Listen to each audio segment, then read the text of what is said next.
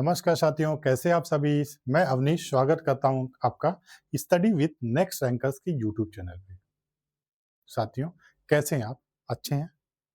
पढ़ाई कैसी चल रही है? अच्छी चल रही होगी।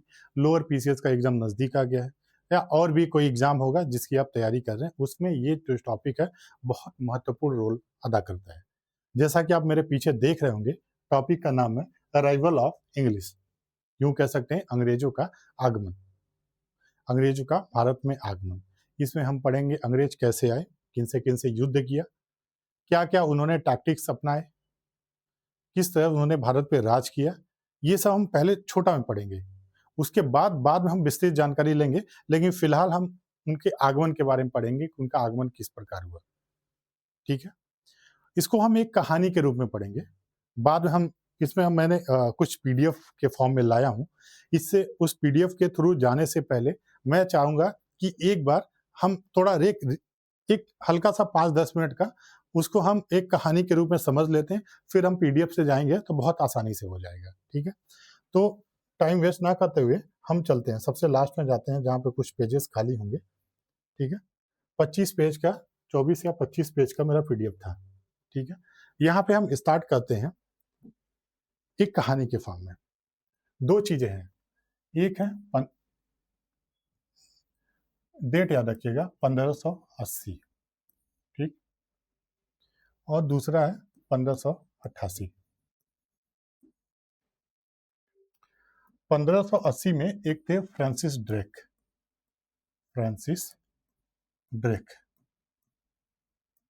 ठीक है, इनका नाम ऐसा है, फ्रांसिस ड्रेक। ठीक है, 1588 इसमें याद करिए स्पेनिश आरामाडा।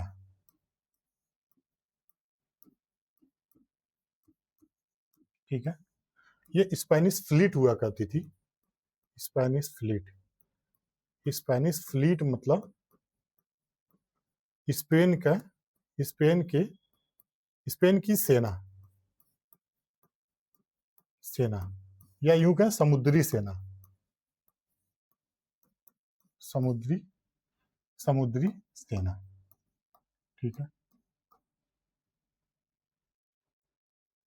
ठीक है, जो स्पेन की अंग्रेजों के साथ बनती नहीं थी, अंग्रेजों के साथ बनती नहीं थी, अंग्रेजों के साथ बनती नहीं थी। अभी कहानी हम बहुत पुराने से स्टार्ट कर रहे हैं, बनती नहीं थी।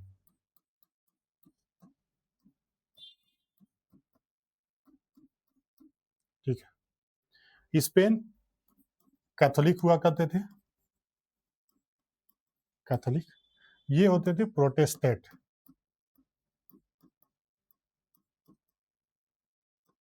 ठीक है, जो स्पेन ये कैथोलिक हुआ करते थे, इनकी एक पुरानी दुश्मनी थी जिसकी वजह से जो स्पेन है अंग्रेजों पे हुकूमत करना चाहता था, हुकूमत करना चाहता था। कौन? स्पेन। किस पे?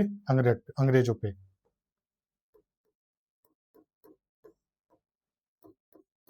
ठीक है, और स्पेनिश आर्माडा बहुत बहुत बड़ी सेना थी, बहुत बड़ी सेना, समुद्री सेना, बहुत बड़ी समुद्री सेना।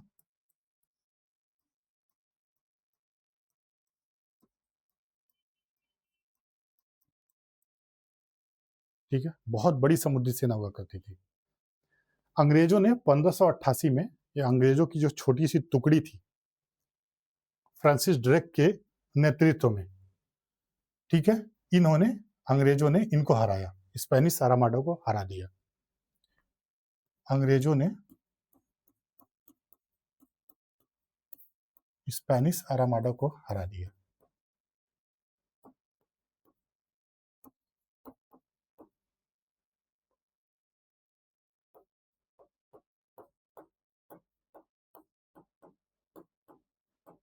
ठीक है, जब इन्होंने हरा दिया, इनको बहुत गर्व महसूस हुआ, बहुत गर्व महसूस हुआ।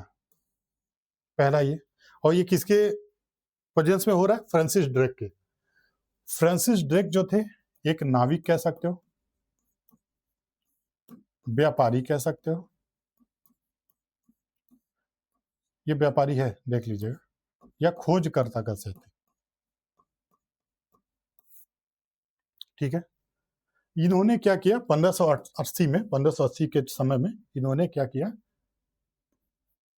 पूरे विश्व का चक्कर काट के वापस आए।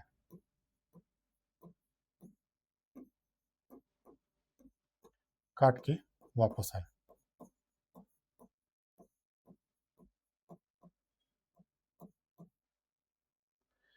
ये फ्रांसिस ड्रेक क्या थे, दूसरे थे, दूसरे थे जो पूरे वर्ल्ड का, पूरे वर्ल्ड का समुद्री टूर किए थे, दूसरे आदमी थे। पहला कौन था कमेंट बॉक्स में बताइएगा। पूरे वर्ल्ड का समुद्री टूर करके आए थे।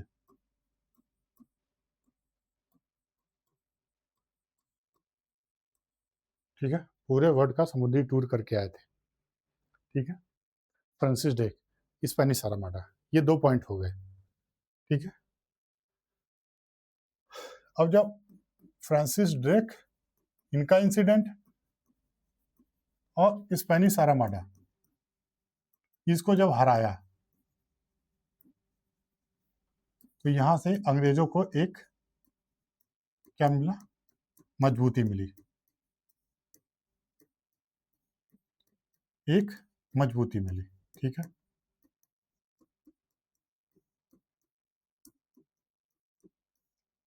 मजबूती मिली कि हम भी वर्ल्ड टूर पे जा सकते हैं, या अगर छोटी मोटी चीजें होती हैं तो उन्हें, उनसे हम पार पा सकते हैं, उन्हें हम हरा सकते हैं। ठीक है, यहां तक ठीक है। अब इसके बाद से क्या हुआ, ये तो ये एक पॉइंट हो गया ना। ठीक है, दूसरा, जब ये सब देखा गया और उसके बाद से क्या हुआ कि पूरे वर्ल्ड में इतना फेमस हो चुका था कि जो ईस्ट इंडीज या जो पूर्वी देश हैं, वहां पे वो खनिज की मात्रा उनके पास बहुत प्रचुर मात्रा में है। खनिज हो गई या और भी सामान हो गए जो कीमती बहुमूल्य सामान थे, वो बहुत प्रचुर मात्रा में थी।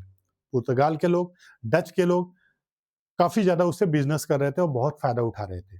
तो इन्हें भी लालच आया, इन्हें भी बिजनेस करने की इच्छा मतलब जागी, ये भी चाहते थे कि हम बिजनेस करें। तो उसके बाद से यहां से फिर 1599 मर्चेंट एडवेंचर, व्यापारियों का एक समूह, सब फोटो लगा रखा हूं, आप उसमें एक बार दिखाऊंगा मैं। ठीक है, मर्चेंट एडवेंचर, व्यापारियों का समूह, व्यापारियों का व्यापारियों का समूह, 1599 में व्यापारियों का समूह। ठीक है, इन्होंने क्या किया, मिलके एक कंपनी फॉर्म की, मिलकर एक कंपनी फॉर्म मिलकर एक कंपनी फॉर्म की, कंपनी फॉर्म किया, कंपनी फॉर्म किया। ठीक है, उस कंपनी का नाम क्या रखा, governor and company,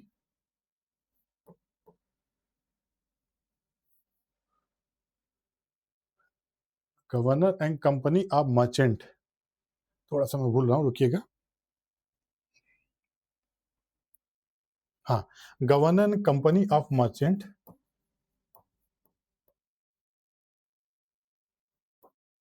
of London trading to East Indies,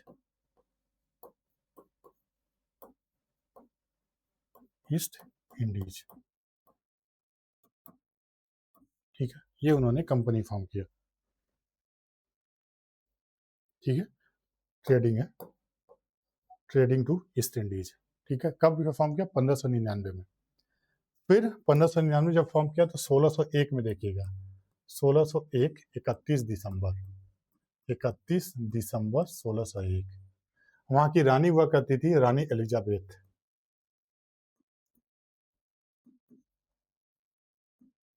Elizabeth one. इनके पास ये लोग आए और इनसे बोला कि हमें एक चार्टर इशू कर दीजिए, चार्टर इशू कर दीजिए, या हमें एक राइट्स दे दीजिए कि हम पूरे वर्ल्ड का टूर कर सके, राइट्स दे दीजिए। इन्होंने इनसे कहा कि हमें एक राइट्स दे दीजिए या चार्टर इशू कर दीजिए जिस पे ये लिखा हो कि हम इंग्लैंड की तरफ से पूरे वर्ल्ड में जाके व्यापार कर सकते हैं, खासकर पूर्वी देशों में। ठीक है। 31 दिसंबर 1601 में रानी एलिजाबेथ ने चार्टर इशू कर दिया। बाद में यही कंपनी बनती है ईस्ट इंडिया कंपनी।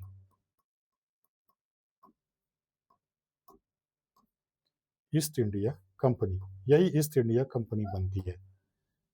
ठीक है, यहां तक समझ में आया। 1580 चले थे, 1588, 1599, 1601। ठीक है, अब यहाँ पे आते हैं 1601, फिर आते हैं 1609। 1609 में कौन आए? Captain Hawkins.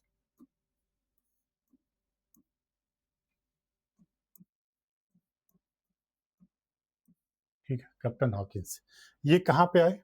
1609 की बात है, 9 है ये। ठीक है, ये कहाँ पे आए? जहांगीर के दरबार में।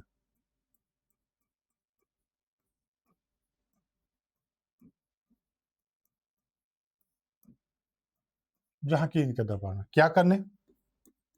व्यापार करने की अनुमति और सूरत में फैक्ट्री स्थापित करने की। सूरत में फैक्ट्री स्थापित करना,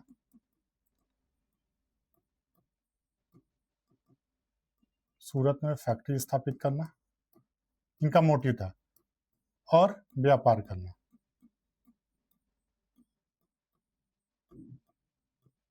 सूरत में फैक्ट्री स्थापित करना और व्यापार करना।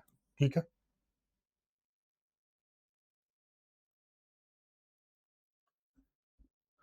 ठीक है, लेकिन बात बनी नहीं।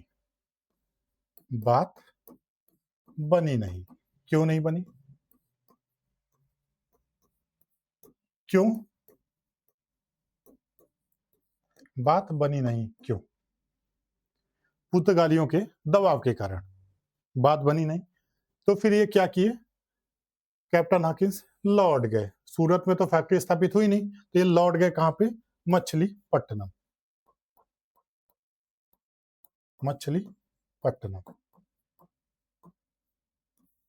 ठीक है, अब ये देख लीजिए, गुजरात हमारा यहाँ पे है। ठीक है, मछलीपट्टनम यहाँ पे है। यहाँ पे बात बनी नहीं, वो यहाँ पे चले आए। ठीक है, यहाँ पे चले आए कब? 1611 में। 1611 में इन्होंने वो आगरा छोड़ दिया। ये आगरा में गए थे, जहांगीर आगरा में था। जहांगीर आगरा में था, जहांगीर के दरबार में। कहाँ पे? आगरा। इन्होंने क्या किया? 1611 आगरा छोड़ के कहाँ गए? मछलीपट्टनम। ठीक है, वहां पे जाके इन्होंने फैक्ट्री स्थापित किया। ठीक है, मछलीपट्टनम में गए, वहां पे फैक्ट्री स्थापित किया। कब फैक्ट्री स्थापित किया? कब? 1616 में। ये डेट सब याद रखिएगा। ठीक है, बात यहां तक हुई? ठीक है, समझ में आया? 1609 1611 तक आ गए।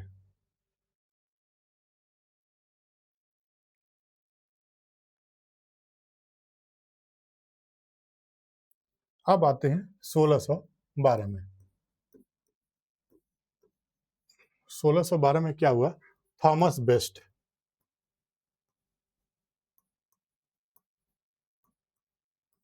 1612 में थॉमस बेस्ट आए कहां पे? सूरत। कहां पे आए? सूरत।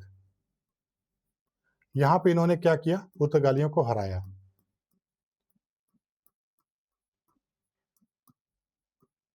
पुर्तगालियों को हराया। ठीक है, पुर्तगालियों को हराया और फैक्ट्री स्टैब्लिश की। फैक्ट्री स्टैब्लिश की, फैक्ट्री स्थापित किया। कहां पे? सूरत में।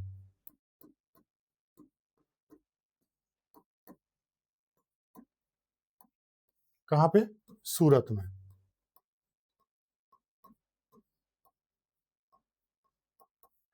1612 में उन्होंने पुर्तगालियों को हराया, जो फैक्ट्री स्थापित की वो 1613 में स्थापित किया, डेट याद रखिएगा 1613 में। और ऑब्जर्वेशन किसको दिया कि कौन इसका देखभाल करेगा? ऑब्जर्वर कौन था देखभाल करने के लिए? Thomas Aldworth.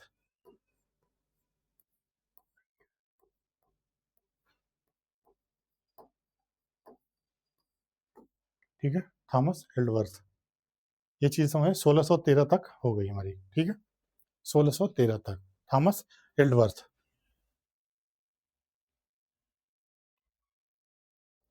फिर उसके बाद से 1615। 1615 में कौन आए? Thomas Roe.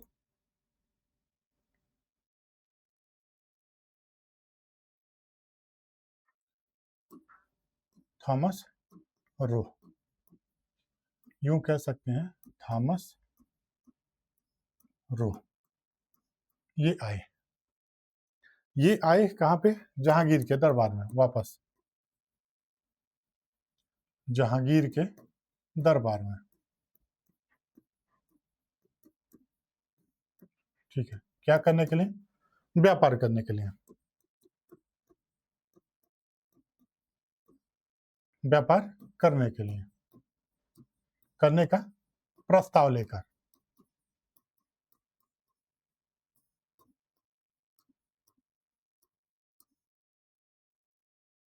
लेकिन मना नहीं पाए। लेकिन सफल नहीं हुए।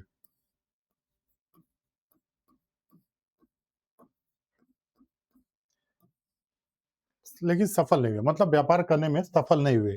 फिर भी उन्होंने ये मना लिया, उन्होंने मना लिया, फिर भी मना लिया। किस बात के लिए? फिर भी मना लिया। किस बात के लिए मना लिया? किस बात के लिए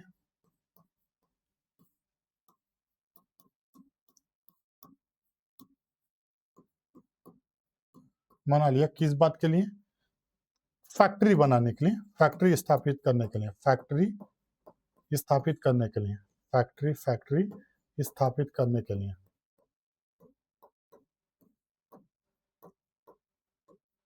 करने के लिए कहाँ कहाँ पे? पहला आगरा, दूसरा अहमदाबाद,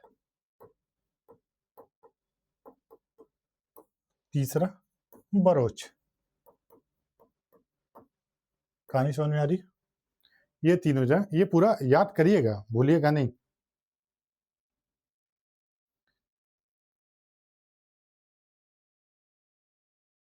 ठीक है, ये चीज है। अब व्यापार करने में, जब इंडिया में ये व्यापार करने आए तो दो राइवल थे। कौन कौन थे? पुर्तगाली और डच। दो ही लोग थे जो इसका अपोज कर, जो इंग्लैंड का अपोज करते थे। कौन कौन? पुर्तगाली, पुर्तगाली और डच। ठीक है, दिख रहा है ना? ठीक है। डच, डच का तो थोड़ा कम था। क्यों? क्योंकि इनका शासनकाल कम रहा है और ज्यादातर ये इंडोनेशिया की तरफ फोकस किए थे। ज्यादातर ये इंडोनेशिया की तरफ फोकस किए थे। इंडोनेशिया, इंडोनेशिया पे फोकस किए थे। इनका जो प्रभुत्व था इंडोनेशिया की तरफ था, इंडोनेशिया की तरफ था। ठीक है, प्रभुत्व मतलब इंडोनेशिया की तरफ वो उनका प्रभुत्व था। इसलिए इंडिया इनके लिए खाली था, इनकी इनकी वजह से खाली था। इंडिया में इनकी वजह से कोई प्रॉब्लम नहीं हुई, कोई ज्यादा प्रॉब्लम नहीं हुई। इनकी वजह से कोई ज्यादा प्रॉब्लम नहीं हुई ब्रिटिशर्स को, कोई ज्यादा प्रॉब्लम नहीं हुई।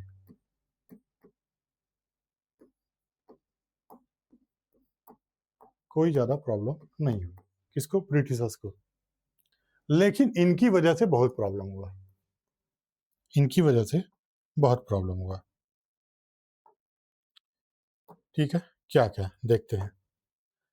इनकी वजह से जो भी युद्ध हुआ, युद्ध होते थे और यही मेन राइवल थे। तो दो थे, एक तो इंडोनेशिया की तरफ फोकस करने लगा तो उनसे इनको कोई मतलब बहुत ज्यादा दिक्कतें नहीं हुई। दूसरी पुर्तगाली से, इनसे दिक्कत थी लेकिन वो भी सॉल्व हो गई। कैसे कैसे किंग चार्ल्स वन, चार्ल्स ये क्या हो गया, किंग चार्ल्स वन, ये राजा थे, अंग्रेजों के राजा थे। दूसरी कैथरीन ब्रोगेंजा, कैथरीन जो रानी थी पुर्तगालियों की, कैथरीन, ठीक है, ब्रोगेंजा, इन दोनों की शादी हो गई। शादी, अंग्रेजों का पुर्तगालियों से दुश्मनी थी, दोनों दोनों के राजा और रानियों की शादी हो गई। ठीक है, शादी हो गई, वो भी दुश्मनी कम हो गया। ठीक है, ये सब कब हुआ? 1662 में। ये सब कब हुआ? 1662 में। 1662 में ये शादी हुई। ठीक है, अब जो पुर्तगाल के राजा थे उन्होंने क्या किया? बॉम्बे दहेज में दे दिया। बॉम्बे बॉम्बे दहेज में दे दिया। किसको? किंग चार्ल्स वन को दे दिया। किसको? अरे भाई दामाद को ही तो देगा। किसको? किंग चार्ल्स वन को, मतलब अपने दामाद को। ठीक है, अब किंग चार्ल्स वन के पास क्या है? बॉम्बे। चार्ल्स वन के पास क्या है? बॉम्बे। ठीक है, ये बॉम्बे दे दिया किसको? कंपनी को, ईस्ट इंडिया कंपनी को।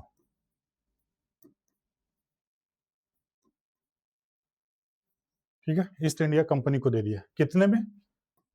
10 pound per annum. 10 pound per annum, मतलब साल में 10 पाउंड के किराए पे साल में 10 पाउंड, पाउंड के किराए पे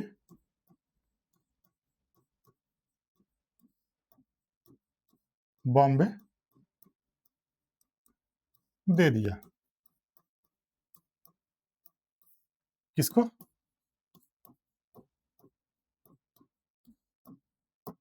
कंपनी को।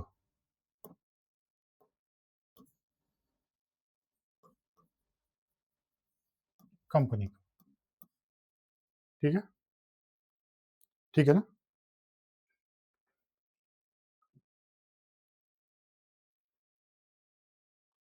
अब कंपनी को दे दिया, कंपनी को इसने दे दिया। कंपनी ने सबसे पहला काम क्या किया? सबसे पहला काम,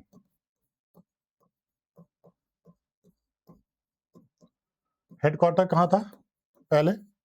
सूरत। शिफ्ट कर लिया कहाँ पे? बॉम्बे। Shifted to Bombay. सबसे पहला काम इन्होंने किया कि जो भी, ठीक है, जो भी हेडक्वार्टर था जो सूरत में था वो किसको कहाँ पे शिफ्ट कर दिया? बॉम्बे में। ये सब तो बढ़िया चल रहा था, इस सबसे अंग्रेजों को लाभ तो हो रहा था।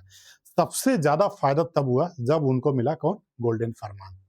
किससे? सुल्तान ऑफ गोलकोंडा। इन सबसे तो उनको लाभ चल रहा था, लेकिन सबसे बड़ा फायदा क्या था? सबसे बड़ा फायदा कब हुआ? गोल्डन फरमान। गोल्डन फरमान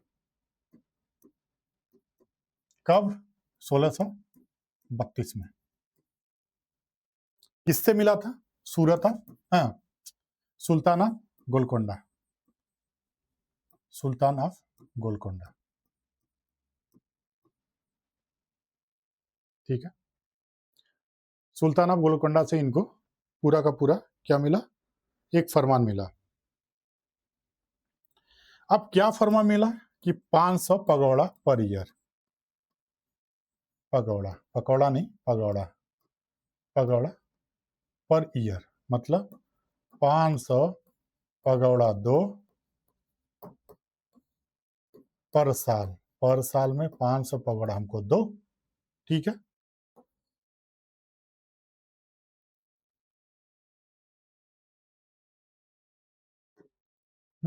500 पगौड़ा दो पर साल, ठीक है। और उसके बाद से तुम जो गोलकोंडा का पोर्ट है, गोलकोंडा का बंदरगाह, वहां से व्यापार करो, वहां से व्यापार करो, करो बिना किसी टैक्स के, टैक्स, कस्टम ड्यूटी,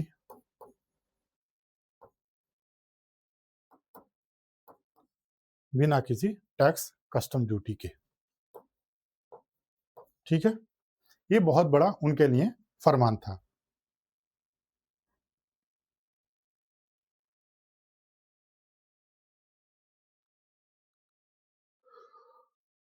ठीक है, समझ में आ रहा है?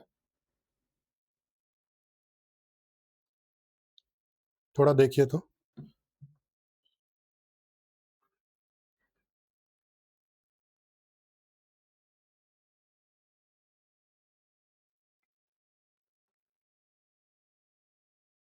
यहाँ तक समझ में आ रहा है ना? मतलब समझ में नहीं आएगा तो आप कमेंट में जरूर बताइएगा कि समझ में नहीं आया, ठीक है।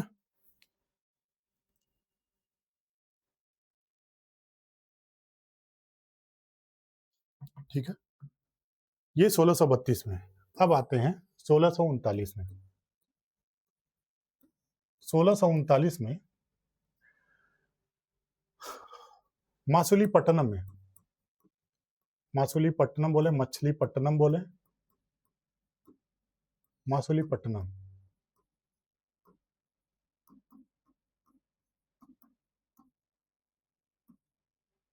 ठीक है।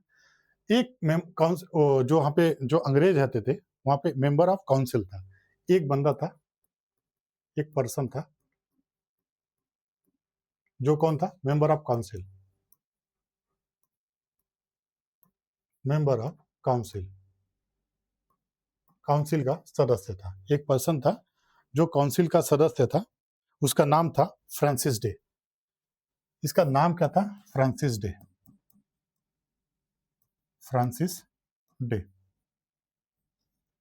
इसने क्या किया, जो वहां का रूलर था, रूलर, रूलर मतलब जो राजा था, कहाँ का, चंद्रगिरी का, चंद्रगिरी का, चंद्रगिरी का रूलर, शासक,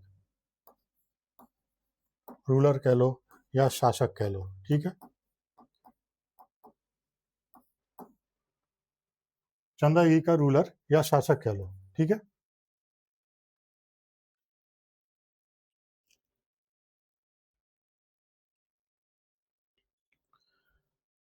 उसने क्या किया, एक परमिशन मांगा, परमिशन मांगा, परमिशन में क्या मांगा कि हमें एक फोर्ट स्थापित करने दीजिए, एक किला, एक किला बनाने की अनुमति,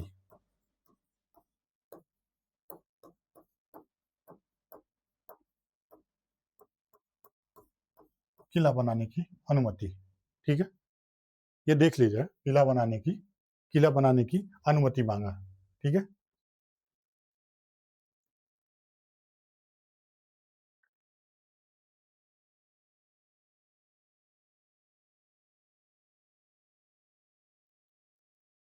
ठीक है, तब वहां पे क्या हुआ, सेंट जॉर्ज एक फोर्ट बनाया, सेंट जॉर्ज फोर्ट बनाया, सेंट जॉर्ज,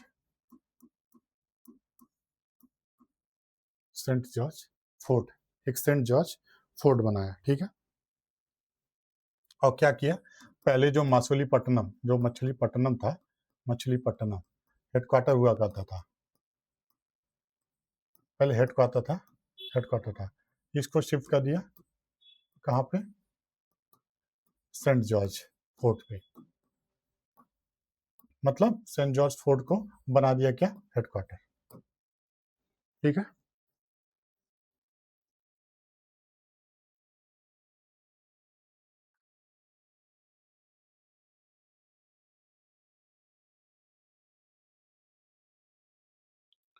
बाद में बहुत सारी फैक्ट्री बनाई बाद में, ये ध्यान से देखते रहिएगा, बाद में फैक्ट्री बनाई, बहुत सारी फैक्ट्री बनाई, बहुत सारी।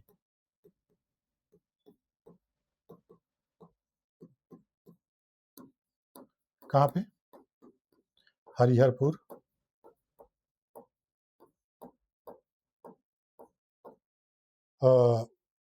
हरिहरपुर हो गया आपका, मीरनपुर हो गया, महानदी डेल्टा हो गई, महानदी डेल्टा की साइड, डेल्टा के किनारे, मतलब यहाँ पे उन्होंने फैक्ट्री बनाई। ठीक है, ये सब उन्होंने किया। अब आइए हम चलते हैं पीडीएफ पे, बाकी आएगा फिर स्टोरी बनाएंगे। ठीक है, ठीक है। ये आपको बताया था कि फ्रांसिस ड्रेक थे। फ्रांसिस ड्रेक कौन थे, एक अंग्रेजी नाविक थे, खोजकर्ता थे, समुद्री योद्धा थे। हमने स्टोरी का फॉर्म में बता दिया, अब हम एक बार एक ओवरव्यू मारते हैं इस पीडीएफ के थ्रू। ठीक है, नए खोजकर्ता थे जो 1577 से 1588 के बीच में दुनिया का समुद्री चक्कर लगाने वाले पहले अंग्रेज बने। उनकी इस यात्रा से इंग्लैंड को एक बड़ी समुद्री शक्ति बनने की प्रेरणा मिली। ठीक है, ये सब मैं बता चुका हूँ, ये सब मैं बता चुका हूँ। ठीक है, ये सब मैं बता चुका हूँ कि 1500 के दशक में इंग्लैंड एक नई शक्ति के रूप में उभरा। सन 1580 में अंग्रेजी नाविक जो थे फ्रांसिस ड्रेक, ये पूरी दुनिया का समुद्री चक्कर लगा कि ये हो गया। 1588 में स्पेनिश आर्माडा को हराया। ठीक है, अच्छा, उसमें पुर्तगाली व्यापारी एशिया के व्यापार से बहुत धन कमा रहे थे। ये अंग्रेजों के मन में लालच भी आया, वो भी उस व्यापार का हिस्सा बनना चाहते थे। फिर 1599 में कुछ अंग्रेज व्यापारियों ने मिलकर क्या बनाया, एक मर्चेंट एडवेंचर बनाया, नामक समूह बनाया। फिर वो क्या किया, 31 दिसंबर 1600 को क्वीन एलिजाबेथ वन के पास गए। 31 जून 1600 को क्वीन एलिजाबेथ के पास गए, एक शाही चार्टर जारी करने के लिए। क्या था, governor and company of merchant of London trading to East Indies, ये जो कंपनी उन्होंने बनाई थी। बाद में यही कंपनी बनती है क्या, ईस्ट इंडिया कंपनी।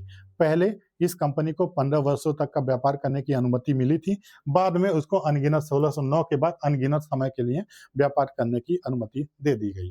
ठीक है,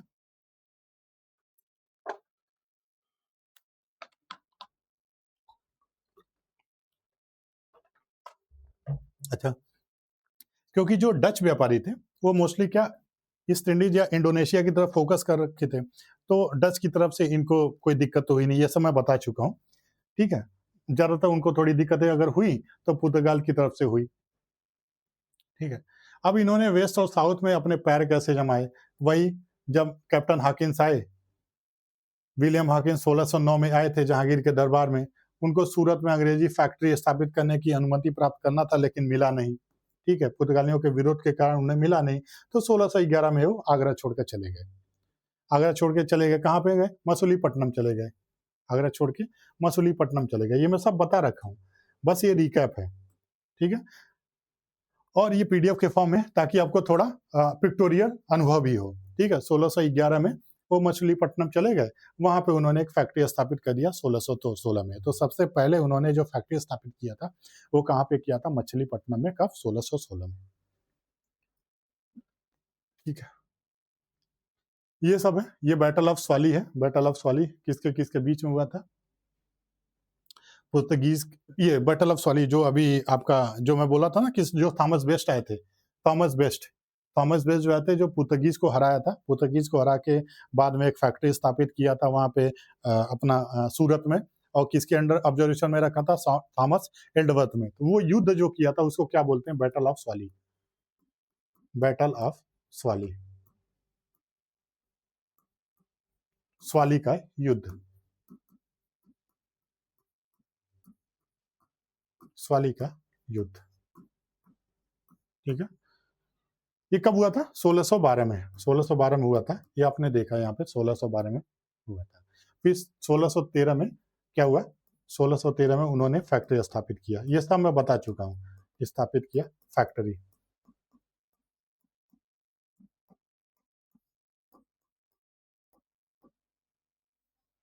ठीक है? ठीक है? उसके बाद थॉमस रो आए थे 1615 से 1619 के बीच में। थॉमस रो कहाँ पे? जहांगीर को कोर्ट में गए थे, जेम्स वन के राजदूत बन के। जेम्स वन जो राजा हुआ करता था कि अपना इंग्लैंड के, उनके राजदूत बन के ये गए थे। हालांकि व्यापार करने के पर्पज से गए थे, लेकिन अनुमति मिली नहीं। बाद में इन्होंने अनुमति ले लिया। क्या क्या? 3 जगह फैक्ट्री स्थापित करने का। कहाँ पे? आगरा में, अहमदाबाद और भरूच में। ये सब मैं बता चुका हूँ। ठीक है? Bombay comes into major turning point क्या था? जब उनके किंग चार्ल्स वन का जो शादी होती है वो कैथरीन से होती है। जो किंग चार्ल्स टू थे, सॉरी, वो किंग चार्ल्स टू, अगर मैं पहले बताया हूँ किंग चार्ल्स वन, वो किंग चार्ल्स टू है। गलती हो गई, किंग चार्ल्स टू है। ठीक है? ठीक है? इनसे इनकी शादी हो गई। किसकी? कैथरीन बुरगंजा को बॉम्बे इनको दहेज में मिल गया। कब? 1668 में। ठीक है? 1662 में शादी हुई। 1662 में, 1668 में दहेज मिला। मतलब मतलब उसके साथ ही वो मिल गया, दहेज में मिल गया वो। ठीक है? दहेज में मिला। 1668 में बॉम्बे दे दिया किसको? कंपनी को।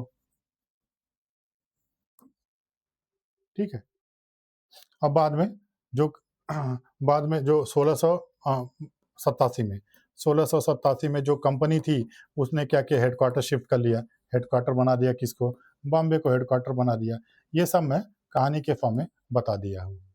ठीक है? उम्मीद है कि सब समझ में आ रहा होगा। ये उसी का रिकैप है, उसी का जो मैंने बताया, उसी का रिकैप है पूरा। ठीक है? और ये था गोल्डन फरमान। किसको, किससे मिला था? किससे मिला था गोल्डन फरमान? किससे मिला था? सुल्तान ऑफ गोलकोंडा से, 1632 में। ये इंपॉर्टेंट है, 1632 गोल्डन फरमान मिला था किसको? सुल्तान ऑफ गोलकोंडा से। किसको? अंग्रेजों को मिला था। किसमें? 500 पगोड़ा पर ईयर में, 500 पगोड़ा पर ईयर में। ठीक है? तो इससे क्या हुआ कि भारत में जो कंपनी के व्यापार को बहुत बढ़ावा मिला था दक्षिण भारत में। ठीक है? इसके आगे देखते हैं, एक्सपेंशन टू ईस्टर्न इंडिया। फिर बाद में क्या हुआ कि हाँ, फिर बाद में वहां से थोड़ा सा हल्का पूरब की साइड में गए, हरिहरपुर, महानदी डेल्टा और बालासोर जो उड़ीसा में, वहां पे उन्होंने फैक्ट्री स्थापित किया। ठीक है? 1633 में। थोड़ा सा आगे बढ़े, अरे यहाँ तक तो थे ही, ये मछलीपट्टनम तक तो थे ही। थोड़ा सा और आगे बढ़े इधर उड़ीसा साइड, उड़ीसा साइड, वहां पे महानदी डेल्टा है हरिहरपुर में। हरिहरपुर और उसके बालासोर उड़ीसा जो है, यहाँ पे फैक्ट्री स्थापित किया। ठीक है? ये पूरा टाइमलाइन है। ठीक है? गोल्डन फरमान कब हुआ? गोल्डन फरमान 1632 में गोल्डन फरमान हुआ। 1633 में हरिहरपुर बालासोर में फैक्ट्री स्थापित की।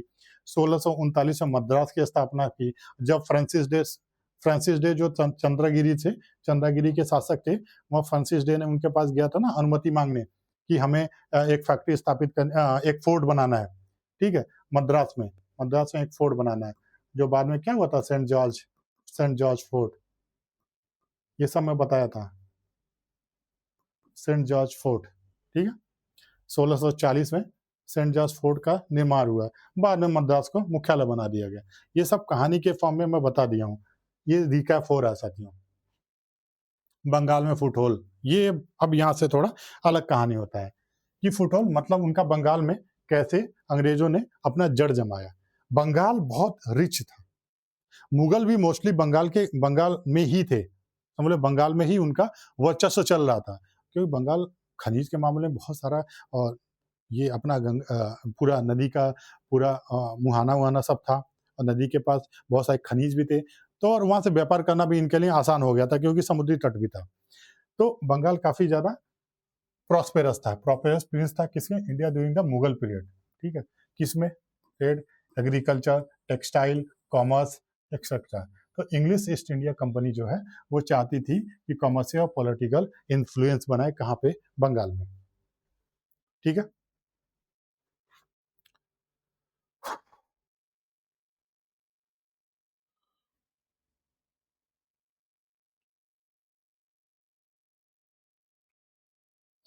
ठीक है।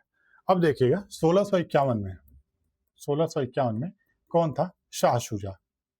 शाह शुजा 1651 में शाह शुजा था, जो कौन था? गवर्नर ऑफ बंगाल था। कौन था?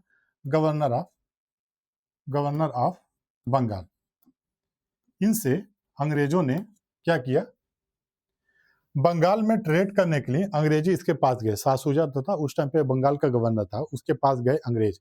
उनसे बोले, कंपनी ने बोला कि हम आपको 3000 रुपया देंगे, 3000 रुपया एनुअली देंगे।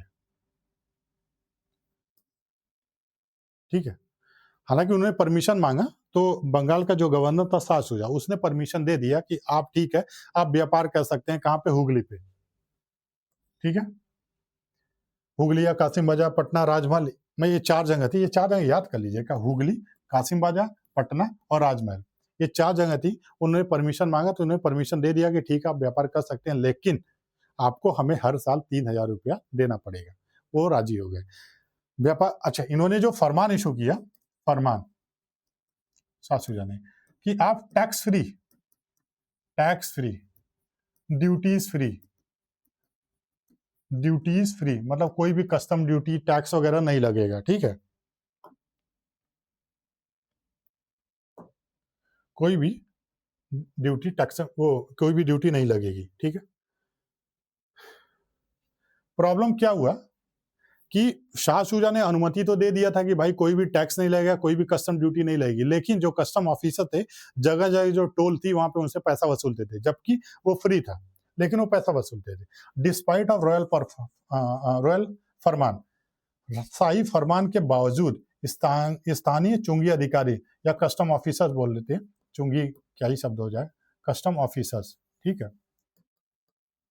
ठीक है। अधिक अंग्रेजों से कर और शुल्क वसूलते थे। कंपनी अपनी सुरक्षा और व्यापार की रक्षा के लिए हुगली में एक किलेबंद बस्ती बनाना चाहती थी। ठीक है। ठीक है। उसने फरमान दे दिया कि आपसे पैसा नहीं लिया जाएगा, आपसे कोई टैक्स या ड्यूटी नहीं ली जाएगी, लेकिन फिर भी जो कस्टम ऑफिसर होते, वो जगह जगह अपना क्या नाम है कि टोल टैक्स वगैरह लेते और अलग अलग ड्यूटीज लेते थे। जिससे परेशान होकर इन अंग्रेजों ने ये सोचा कि हम एक बस्ती का निर्माण करते हैं जो चारों तरफ से किले से वो होगी, बंद होगी, ताकि हमें कोई डिस्टर्बेंस ना हो। ठीक है। तो मुगलों के साथ कन्फ्लिक्ट ये हुआ कि 1682 में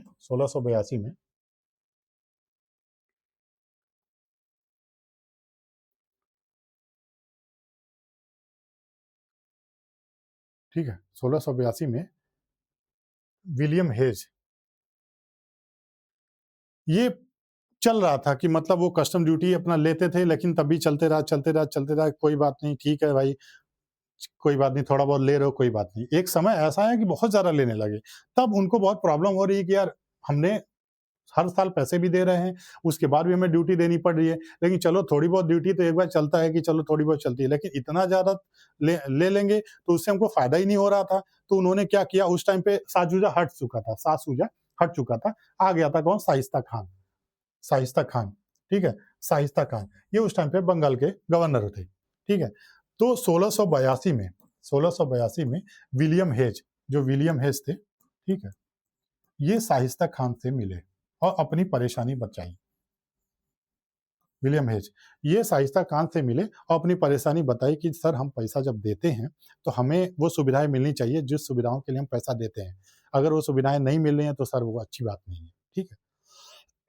ये सब बातें उसने बताई क्या, लेकिन उसका कोई समाधान नहीं निकला। जब समाधान नहीं निकला तो भाई कोई भी गुस्सा करेगा, अंग्रेज भी गुस्सा किए, तो उनके अंग्रेजों और मुगलों के बीच में संघर्ष हो गया।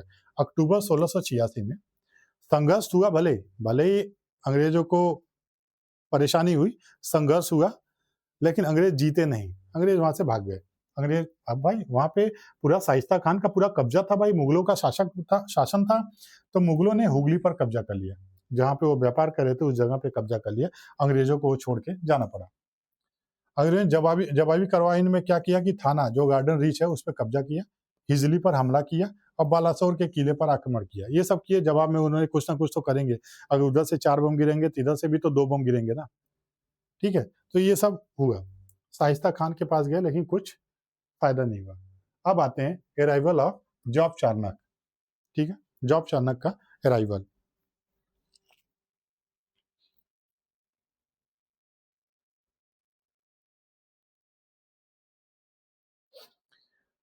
ठीक है, अब ये हुआ कि वो अंग्रेज छोड़ के चले गए, वहाँ उस जगह हुगली छोड़ के चले गए, लेकिन इन लोगों को लगा कि नहीं यार, वहाँ से हमको प्रॉफ़िट बहुत ज़्यादा मिलता था। तो इन्होंने क्या सोचा कि एक हम नेगोशिएशन करते हैं।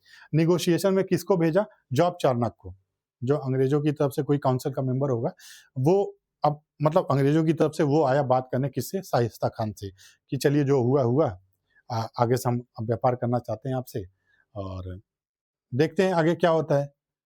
लेकिन हम आपके साथ व्यापार करना चाहते हैं, ऐसा उन्होंने एक नेगोशिएशन, ठीक है, लिविंग द हुगली जब छोड़ दिया उसने, हुगली छोड़ने के बाद जॉब चाणक्य ने मुगलों से एक समझौता किया, नेगोशिएशन किया। उसमें क्या हुआ कि फरवरी 1690 में संधि हुई। फरवरी 1690 में संधि हुई। संधि हुई में क्या हुआ?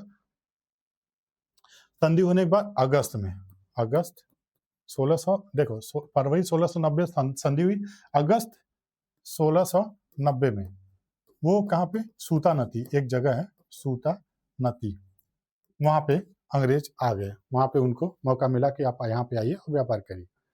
10 फरवरी 1691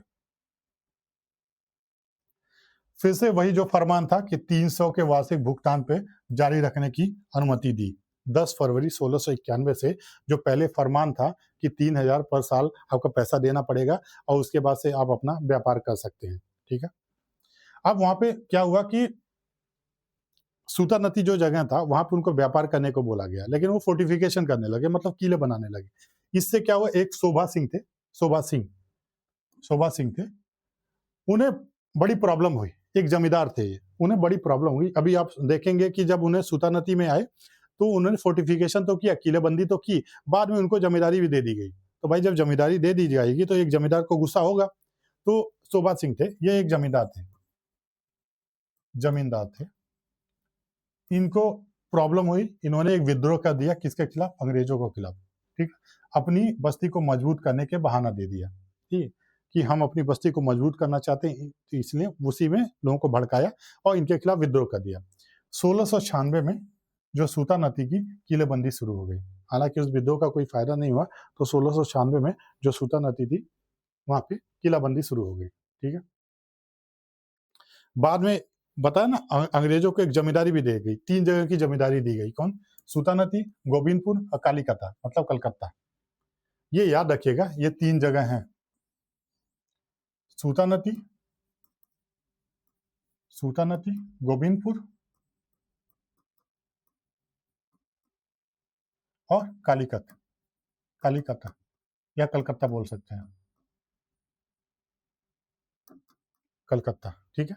ये 3 जगह दे दिया, कितने में? दे pay 1200 rupaya to acquire the zamindari rights. जो जमींदारी का जो राइट था, अधिकार था, उसको लेने के लिए उन्हें 1200 रुपया उनको देना पड़ा था, ठीक है। बाद में ये देखिए फोर्टिफिकेशन का दिए क्या, ये किला है, ये किले बनाए ये तरह का। ये क्या? फोर्ट विलियम 1700 में बनाए थे, फोर्ट विलियम, ये कब बनाए? 1700 में,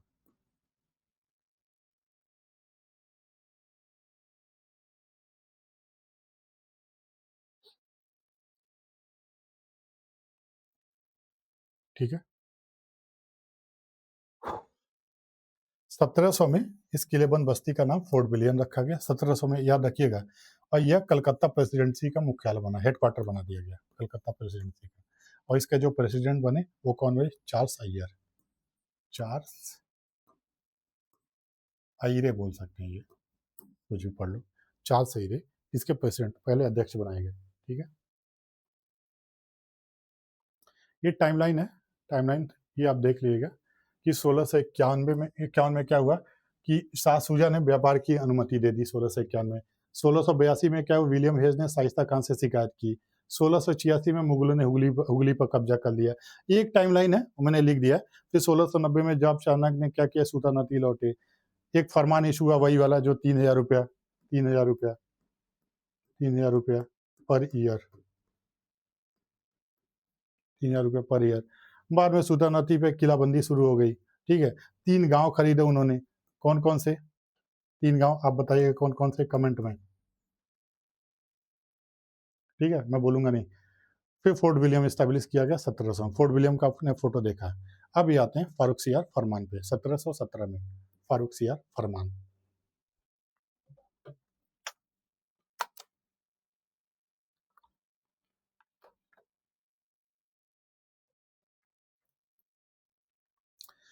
क्या हुआ कि 18 सेंचुरी के शुरुआत में जो कंपनी थी उसने एक ट्रेडिंग सेंटर स्टैब्लिश किया। कहाँ पे? बंगाल में, मद्रास में और बॉम्बे में। बीएमबी, बंगाल, मद्रास, बॉम्बे में उन्होंने क्या किया कि उन्होंने एक ट्रेडिंग सेंटर स्टैब्लिश किया। ट्रेडिंग, जहां से व्यापार का एक केंद्र स्टैब्लिश किया, स्थापित किया था बंगाल, मद्रास और बॉम्बे में। उसके बाद भी कंपनी भले ही 3,000 रुपया देती थी, लेकिन उनको कुछ रेस्ट्रिक्शन होते थे, उन्हें कुछ दुविधाएं, कुछ प्रॉब्लम होते थे। तो उन्होंने क्या किया कि एक जो मुगल ऑफिशियल्स थे उनके साथ एक समझौता किया। ठीक है, ठीक है, उनके साथ company still faces restriction, custom duties, interference, बहुत सुविधा वो दिक्कतें होती थी। तो उन्होंने क्या किया, एक privilege company sent diplomatic mission to the Mughal court, कि एक डिप्लोमेटिक तरीके से बात किया जाए कि भाई इसका कुछ ना कुछ समाधान निकालिए। ठीक है,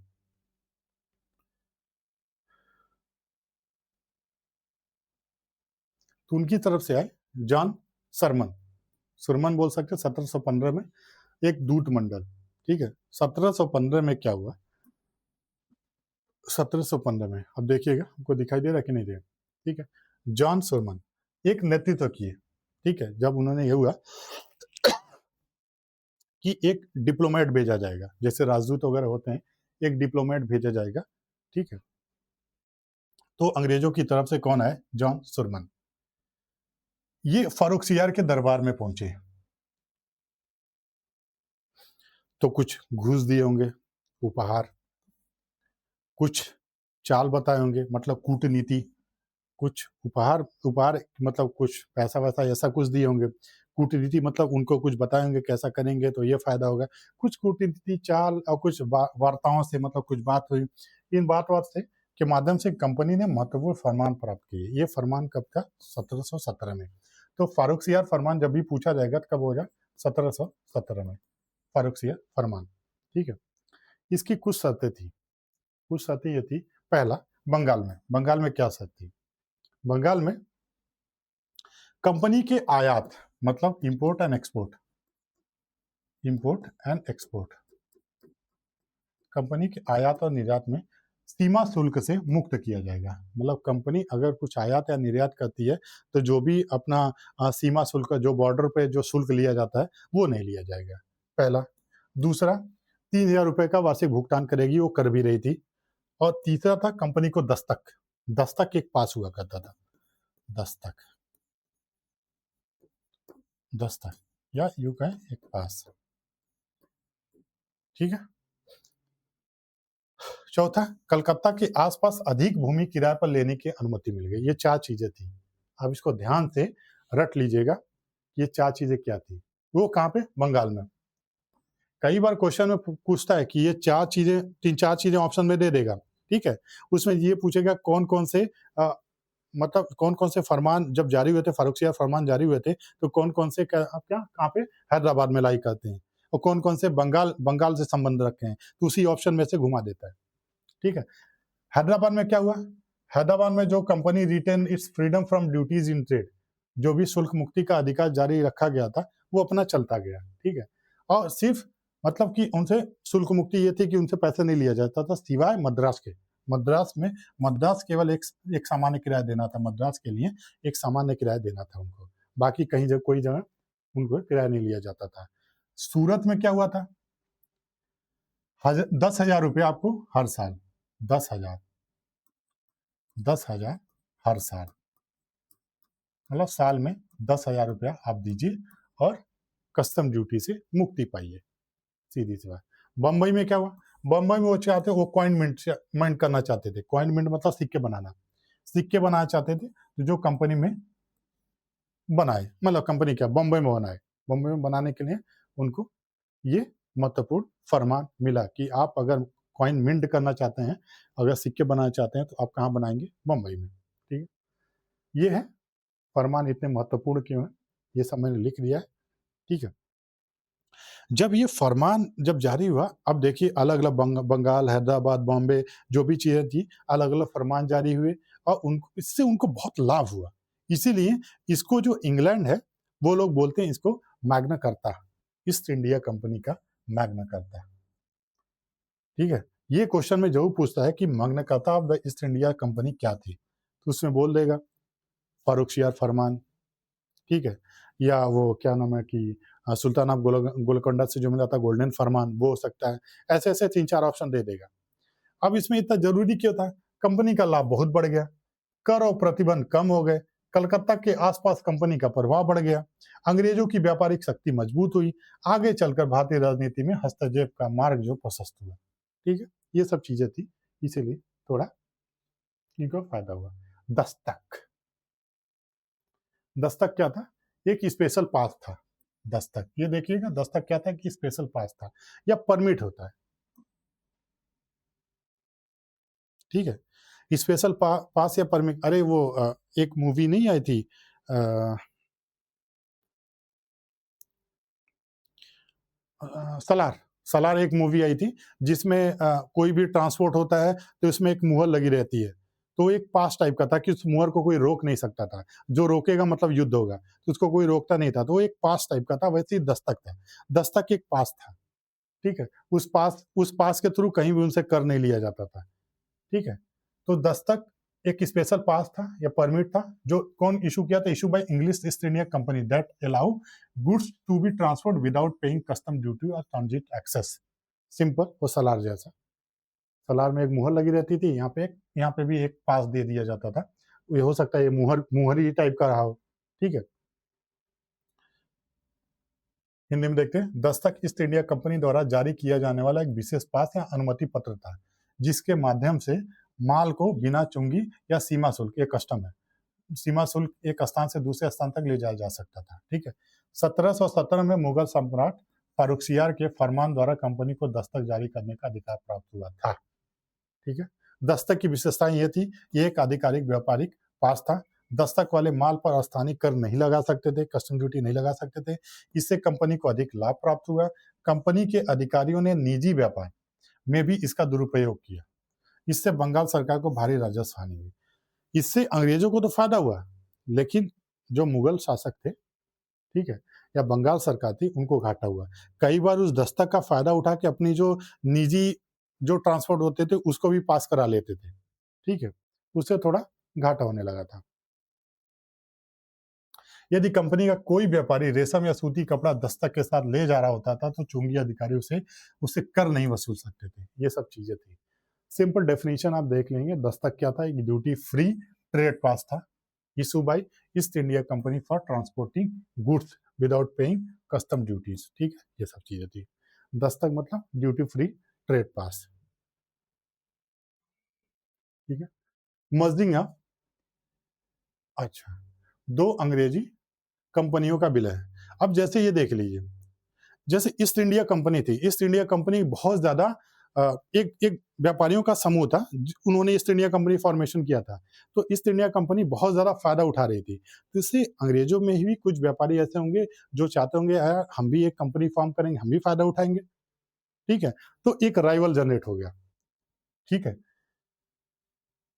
अगर पृष्ठभूमि देखेंगे तो यही है कि जैसे मान लो कि 1688 में after the glorious revolution 1688 the Whig leaders become more influential in England. एक विग लीडर थे जो बहुत ज्यादा इन्फ्लुएंस हुए थे इस व्यापार से, ठीक है। तो अब क्या हुआ था कि अंग्रेज की तरफ से ईस्ट इंडिया कंपनी ही व्यापार करती थी, तो ये कुछ नेता थे, विग नेता थे, उनका जब प्रभाव बढ़ा तो वो भी एक अपनी कंपनी फॉर्म किए। एक company east India company, east India company, और दूसरी किसके द्वारा? विग लीडर के द्वारा, विग लीडर्स के द्वारा जो कंपनी बनी। ये भी चाहते थे कि भाई हम भी कुछ ना कुछ प्रॉफिट कमाएं, ठीक है। तो इन्होंने भी एक कंपनी बनाई। अब दो कंपनी और दोनों इंग्लैंड की, ठीक है। तो इन्होंने जो कंपनी बनाई, एक तो हो गई ईस्ट इंडिया कंपनी जो पहले से थी, ईस्ट इंडिया कंपनी जो पहले से थी, पहला। दूसरा इन्होंने बनाया new east India company, new east India company, ठीक है। दो कंपनी, दोनों विदेशी, दोनों अंग्रेज के, मतलब अंग्रेजों की कंपनी, ठीक है।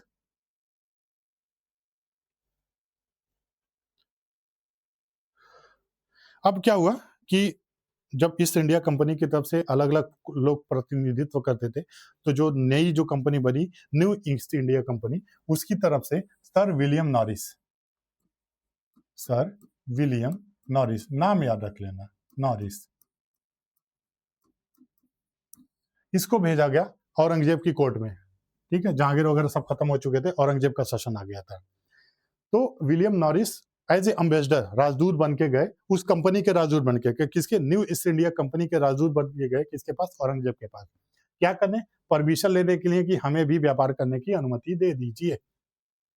1701 से 1700 जनवरी 1701 से अप्रैल 1702 तक वो वहां पे रुके, ठीक है। उनका उद्देश्य था कि नई कंपनी के लिए व्यापारिक सुविधाएं और विशेषाधिकार प्राप्त करना था। यह मिशन सफल नहीं हो सका। वो गए तो थे, लेकिन यह मिशन सफल नहीं हो सका, ठीक है। अब सफल नहीं हो सका, तो बाद में अब इंग्लैंड में इस बात का पता चला, तो इंग्लैंड में जो क्राउन था, क्राउन मतलब एलिजाबेथ वगैरह जो शासन हुआ करता था जिनका, तो उनके दबाव में फिर एक कंपनी का मर्जर किया गया।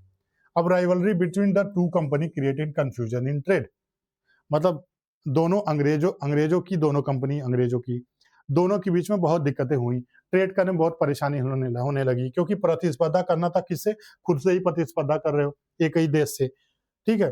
तो ब्रिटिश राज सत्ता, क्राउन और संसद वहां का पार्लियामेंट ने हस्तक्षेप किया, और बाद में 1708 में दोनों कंपनियों का विलय करा दिया। 1708 विलय, ठीक है, मर्जर, विलय करा दिया। अब उसका नाम रखा गया क्या, United company of merchant of England trading to the East Indies. पहले ईस्ट इंडिया कंपनी थी, बाद में सब मिलजुल के ईस्ट इंडिया कंपनी ही बनी, ठीक है। अब ये फॉर्मेटिव ईयर्स हैं, वही है स्टार्टिंग से अगर आप पढ़ेंगे तो वही है कि इस्टेब्लिश 31 दिसंबर 1600 को इस्टेब्लिश हुआ, क्वीन एलिजाबेथ ने एक चार्टर इशू किया। तो ये सब चीज़ें हैं जो हमने बता चुके हैं, उसी को पॉइंट फॉर्म में हमने लिख दिया, इसको आप देख लीजिएगा, ठीक है। वही है पॉइंट फॉर्म में हमने लिख दिया इसको, आप चाहे तो इसका स्क्रीनशॉट ले सकते हैं, या फिर कमेंट बॉक्स में लिख दीजिएगा, तो इसका पीडीएफ आपको प्रोवाइड कर दिया जाएगा। सब वही है जो हमने पढ़ा है, उसी को हमने पॉइंट फॉर्म में लास्ट में लिख दिया है, ठीक है। ये देखिए पॉइंट फॉर्म में हमने सब लिख रखा है, कि ताकि आपको परेशानी ना हो अलग से नोट्स बनाने में। लास्ट वाला नोट्स बना लेंगे तो इतने में ही खत्म हो जाएगा सब चीज़। ये देखिए हमने सब वो कर रखा है, ठीक है साथियों, ठीक है। तो ये जो मैं समझाया था, ये जो मैं स्टार्टिंग में समझाया था, वही है, ठीक है। तो आज का हमारा लेक्चर यही है, आप देख लीजिए, आपको स्क्रीनशॉट लेना होगा तो मैं कर दे रहा हूँ, शायद दिख रहा होगा आपको, ठीक है। स्क्रीनशॉट आप ले लीजिएगा, ठीक है साथियों। तो कैसा लगा लेक्चर, आप कमेंट बॉक्स में ज़रूर बताइएगा, और मैंने तो कोशिश किया है कि सारी चीज़ें आपको बताने की और अच्छे ढंग से बताने की। फिर भी अगर कुछ कमी रह गई हो तो आप कमेंट बॉक्स में ज़रूर बताइएगा। चलिए विदा लेते हैं, फिर मिलते हैं अगले लेक्चर में, जो किसका, फ्रेंच का अराइवल होगा। तो ठीक है, मिलते हैं अगले लेक्चर में, बाय बाय, गुड नाइट, ठीक है।